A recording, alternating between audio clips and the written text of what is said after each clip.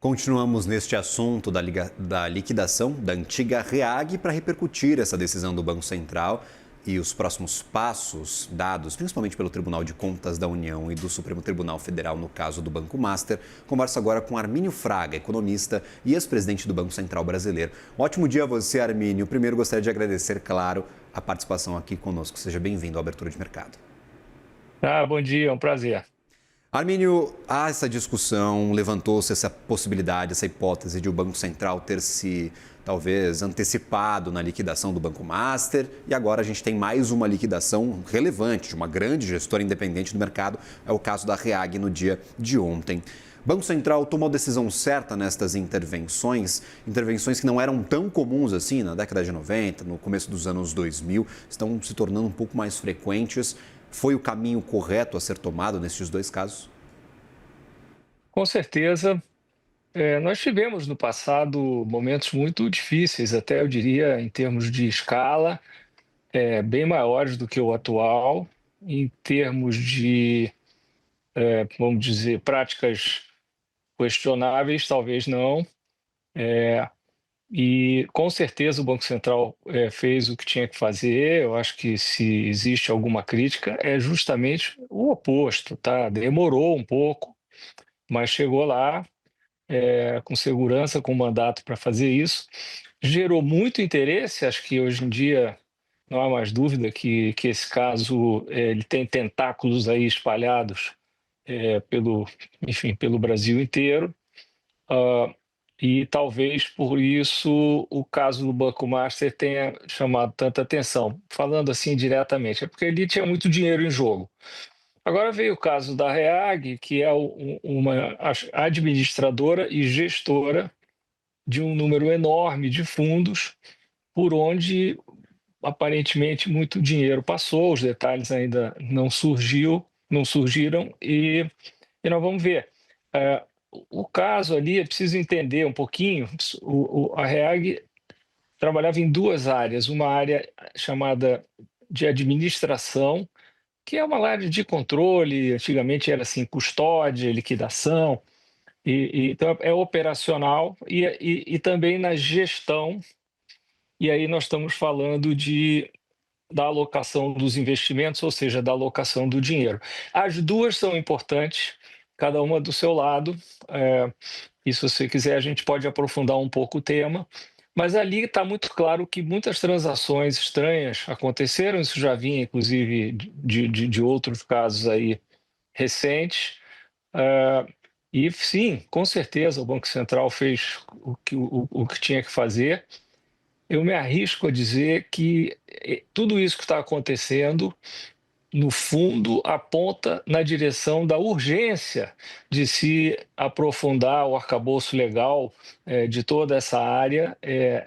E aí nós temos já um projeto no Congresso há muitos anos. Tinha um lá atrás, da minha época, décadas atrás, ficou meio velho, fizeram outro projeto. Então, isso tudo está abrindo muitas caixas pretas, está exibindo muitas fragilidades, mas felizmente o Banco Central está pilotando. Acho que esse é que é o ponto básico.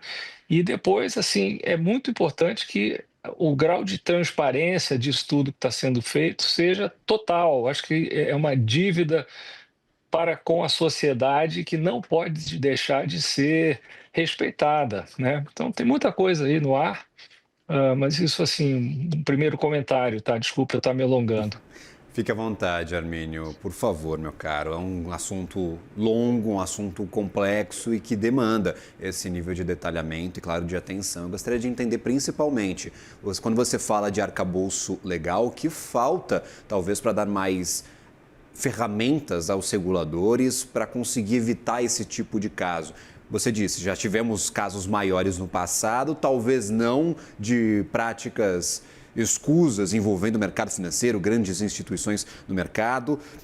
Primeiro, o que falta e o que nos trouxe até este momento, com liquidação da REAG, liquidação do Master, investigação sobre fraudes e até envolvimento do crime organizado nesse segmento? Olha, o que o Banco Central fez está correto e essa parte, Perfeito. a meu ver, não está em questão. O que eu acho que falta é repensar o arcabouço regulatório adotando aqui no Brasil algo que é prática consagrada, que é o modelo que se chama dos dois picos. Fala-se normalmente em inglês, Twin Peaks, onde você tem uma divisão de funções, em vez de ter uma divisão por tipo vamos dizer, de instituição financeira. O que eu quero dizer aqui, assim, em bom português?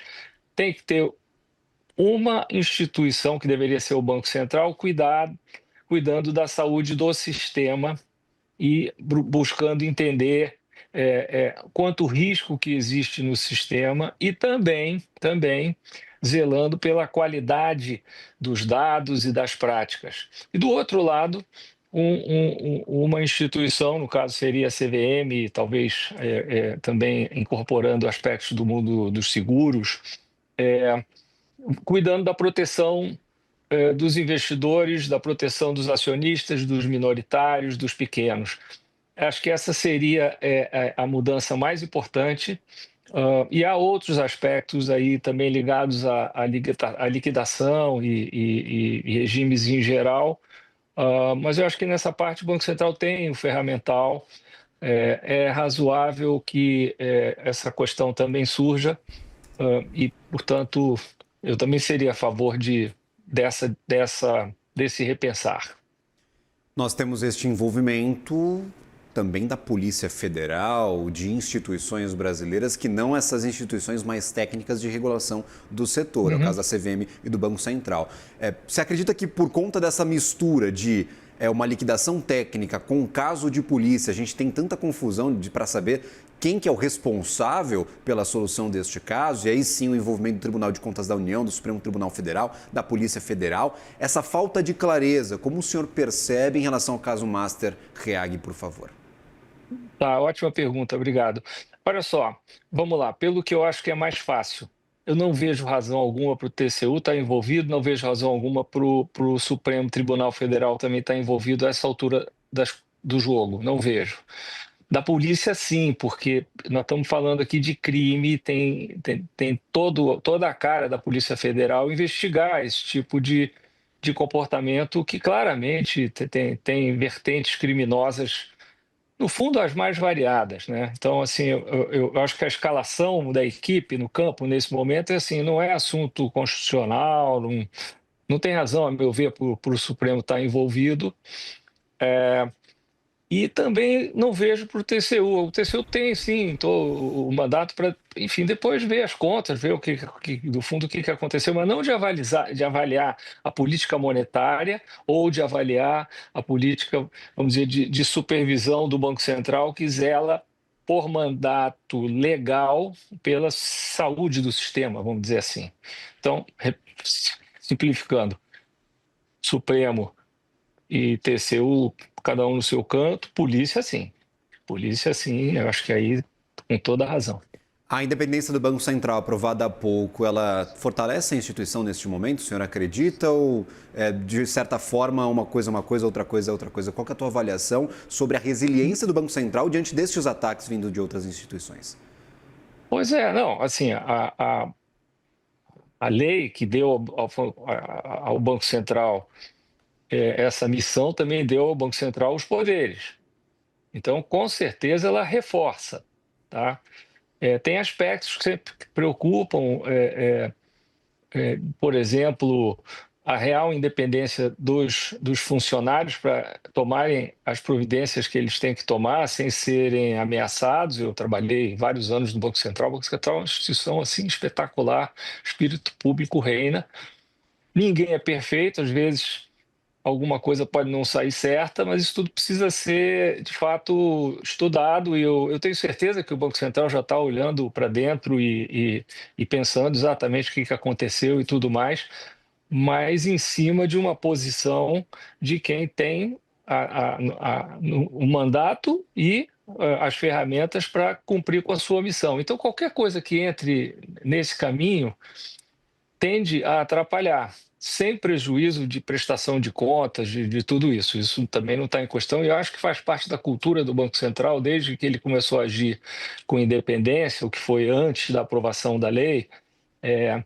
isso estava muito claro, e o Banco Central sempre fez um esforço para dar, enfim, total transparência a tudo que está sendo feito, e eu acho que isso também não vai ser diferente nesse caso. O Banco Central esclarece que as duas instituições representam uma pequeníssima parcela do sistema financeiro nacional brasileiro, tentando afastar a tese de risco sistêmico para o país. Já a Polícia Federal fala, sim, em risco sistêmico em alguns dos seus relatórios. Qual que é a tua percepção? Não que um caso vá levar a outro, mas por conta, talvez, dessa defasagem do arcabouço regulatório, como você diz, precisa ser reformado, por conta do que já vimos destes dois casos. A gente pode ter, talvez, um risco sistêmico para o sistema financeiro nacional?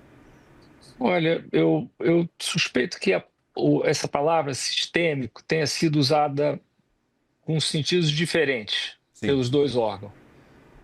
No caso do Banco Central, nós estamos falando assim: será que as pessoas que têm dinheiro em algum banco têm que se preocupar? Então, não. A resposta é não. Ah, inclusive, se forem depósitos até 250 mil, eles estão dentro do seguro.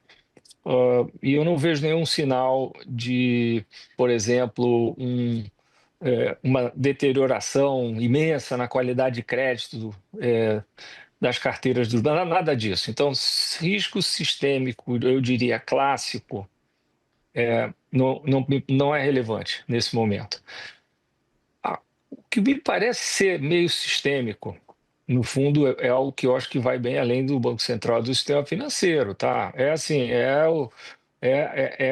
o fato, o mero fato de que atividades criminais as mais variadas todas usam dinheiro. Então, assim, isso é uma espécie de um encanamento da vida econômica do país, onde por onde o dinheiro circula e tudo mais. E sei, eu não sei o que a polícia sabe, mas se for isso, tudo bem. A gente sabe que o Brasil lida hoje com questões enormes com respeito a crime organizado e tudo mais, e tudo isso passa pelo mercado. É, mas é preciso também distinguir aí o joio do trigo. O mercado, a esmagadora maioria das instituições, cumpre as regras de controle, de saber quem são os seus clientes, de ter os seus cadastros atualizados. Então, acho que isso tudo está acontecendo. E às vezes, quando se fala, Faria Lima, Faria Lima é onde está o dinheiro, né? Então, assim, se tem crime no Brasil, vai passar pelo sistema financeiro, que ultimamente ganhou esse apelido de Faria Lima, mas estamos falando do sistema. Enfim, para resumir, risco sistêmico de quebradeira e tal, não vejo. Riscos do sistema, e eu acho que é uma coisa maior, tá, do que o sistema financeiro. E em questão de reação do regulador, Armínio, nós, por exemplo, vimos as fintechs envolvidas em esquemas de lavagem de dinheiro e logo em seguida o Banco Central tentou estrangular o uso dessas fintechs, aumentando a barra da regulação que havia sido abaixada para até incentivar a competição aqui no mercado brasileiro. Quando a gente olha para bancos, para corretoras, para distribuidoras de títulos mobiliários, a gente pode ver uma reação parecida de endurecer a mão, pesar um pouco mais na regulação para evitar esses casos? Pode sim. Acho que esse é um assunto fascinante, muito antigo. Eu fui para o Banco Central muito, muito novo, e lá atrás nós lidávamos com o chamado mercado paralelo de câmbio. E a nossa ideia, a nossa filosofia, é meio pomposo, tá? Mas a nossa filosofia era a seguinte: vamos construir um sistema onde quem não tem medo, vamos chamar assim, da luz do dia, vai ter toda a liberdade, inclusive de mover o seu dinheiro internacionalmente e tudo mais, mas quem não aparece, quem opera escondido, com estruturas assim, não transparentes, esses aí nós vamos atrás. Esse é um processo global, tá? É um processo global, tem a ver, de novo, com o fluxo do dinheiro, do crime, da corrupção. Tem também dinheiro que foge de ditaduras, tem de tudo. Mas o fato é que essa área, ela é um tipo assim, gato e rato, tá? O rato está lá tentando sempre fazer as coisas dele, e o gato está atrás, e a turma vai inventando, e o regulador tem que ir se adaptando. É preciso que o regulador seja também bem robusto, que ele tenha recursos. Hoje fala-se muito na crise, no caso aí da CVM, que tem vem penando por falta de dinheiro, outro problema.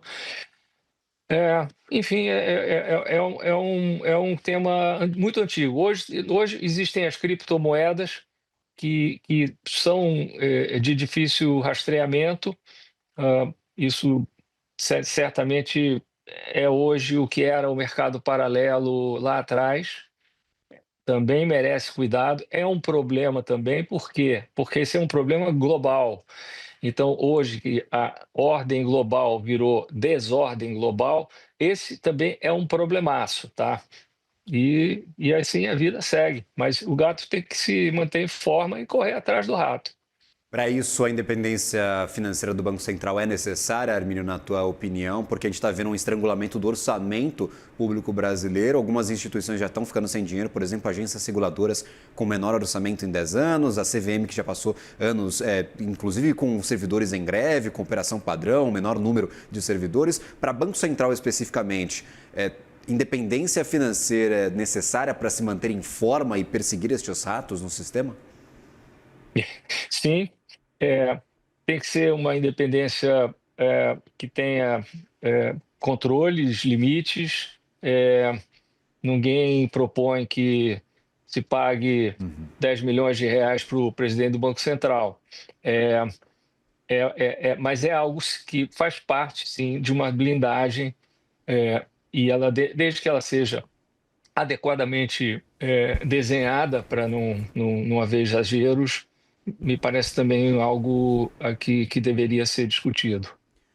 O fim dessa história, Armínio, qual que é a importância do desfecho da liquidação do Master e liquidação da REAG? A gente vai colocar um ponto final, vai entrar naqueles casos de liquidações que demoram anos e anos para serem concluídos e nada vai mudar na postura do regulador ou na postura do mercado, ou a depender de quais forças vão atuar nessa liquidação, de quanto vai ser a influência do Tribunal de Contas da União, de qual vai ser a influência do STF, de qual vai ser a influência do próprio Banco Central. Isso pode mudar a postura de como nós enfrentamos o sistema, de como nós regulamos as instituições financeiras por aqui. Qual que é a importância do desfecho dessa história, por favor?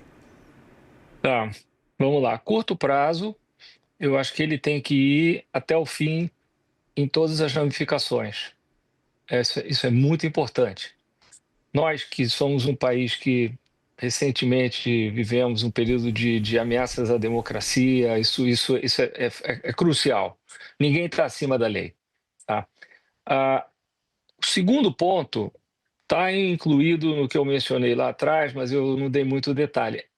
Justamente o fato dessas liquidações levarem muito tempo e serem construídas com regras que podem, no fim da linha, gerar indenizações tipicamente indevidas, é parte do que eu vejo como sendo necessário repensar. Você não pode ter uma liquidação de banco que leva 30 anos, o passivo do banco corre lá numa taxa baixinha.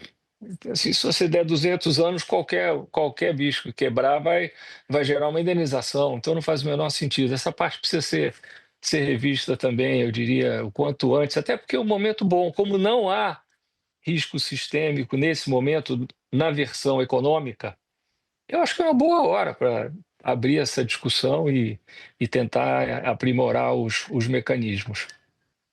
Inclusive, o liquidante que foi indicado para o caso da REAG é um ex-BC que atuou no caso do Bamerindos. Eu fui pesquisar o quanto tempo demorou essa liquidação. Começou em 1997, terminou em 2014, mas só porque o espólio foi adquirido por outra instituição financeira. Porque se fosse depender mesmo da liquidação, terminar, botar um ponto final, a gente ainda deveria ver um espaço a mais de tempo. Você acredita que essa morosidade, o sistema precisa ser revisto, porque isso aqui é realmente impressionante. 97 a 2014, para o Bamerindos ser completamente, para a história Bamerindos ser finalizada.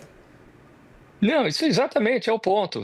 Naquele momento, você teve a quebra de 3 bancos grandes, eram 6 bancos privados grandes. Você teve a quebra do Bamerindos, do Nacional e do Econômico. Eram bancos importantes, de gente amiga do presidente Fernando Henrique, à época no poder, e ele fez o que tinha que fazer, e ponto. Essa parte, vamos dizer, funcionou. Mas assim, como é que pode? Eu fui para o Banco Central em 99, nós herdamos essa, esse, esse cadáver, vamos dizer assim, dessas instituições e fizemos lá, tentamos fazer o que pudemos, éramos assim, também cuidadosos, porque tinha sempre ações oportunistas buscando, enfim, recuperar dinheiro que na verdade não era devido. Enfim, não quer dizer que tudo isso não deva passar pelo devido processo legal e tudo mais, mas não pode levar 30 anos, sabe? Não pode. E a demora, nesse caso, é custosa, porque tem algumas regras que são absurdas no fundo, elas facilitam aqueles que não deveriam receber esse tipo de subsídio na prática, né? Então, sim, assim, eu acho que isso é um sinal. Teve também um monte de quebras de praticamente todos os bancos estaduais, ali o processo foi mais rápido, porque houve uma grande reestruturação das finanças estaduais, e aí, ao longo do tempo, esses bancos todos foram, a maioria dos bancos estaduais foram privatizados. É, mas tem muita história, e eu acho que tem muita experiência. E eu acho que sim, só para resumir, eu acho que sim, alguma coisa aí com certeza merece uma revisão. Sem prejuízo no curto prazo, para mim, o que tem que acontecer está claro. Foi feita a liquidação, agora isso tem que ir até o fim, vários problemas estão surgindo, coisas muito estranhas, tudo tem que ser exposto, e aí daí para frente a justiça cumpre o seu papel. Mas num ambiente de transparência e, portanto, de segurança, porque no escuro, sempre quem se dá bem é quem não deveria, né?